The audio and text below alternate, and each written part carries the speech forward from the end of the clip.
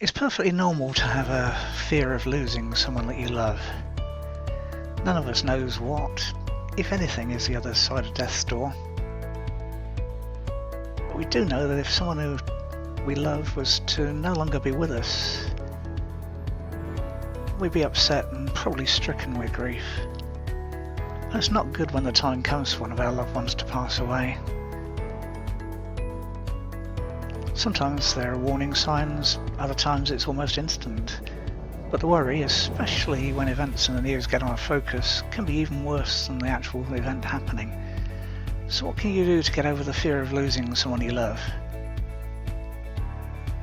Start by being as focused in the present as you possibly can be. If the person you're worried about still has most of their faculties, hopefully they have, enjoy your time with them and make sure that you spend the maximum practical amount of time in each other's company. If you're miles apart, Skype or FaceTime can be a good substitute, or an old-fashioned phone call if they're nowhere near as techie as you'd like. Next, stop trying to control something you can't control. None of us can control the future, and death is definitely not something we can take control of. I've lost friends and loved ones, some near the end of a normal lifespan, whatever normal is. Others cut short way too early for anyone's liking. But worrying about that happening again won't make a blind bit of difference to whatever the outcome happens, because it's not under my control.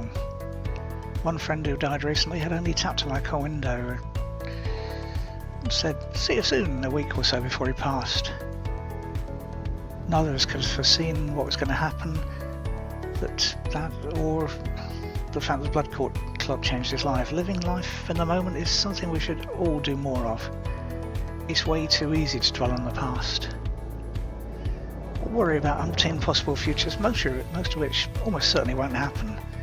So make a conscious effort to spend more of your life in the here and now, and less of it worrying about lots and lots of what ifs that probably won't happen. Another thing is to focus on the positives. Well, the other person is still here for you to interact with them. Positives are always good.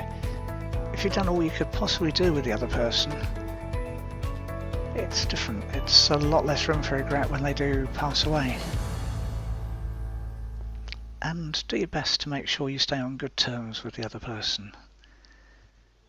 In fact, everyone who matters to you in your life. You wouldn't want the last thing that you said or did with them was to have an argument that can never be resolved if your worst fears did come to pass. So stay happy and cheerful.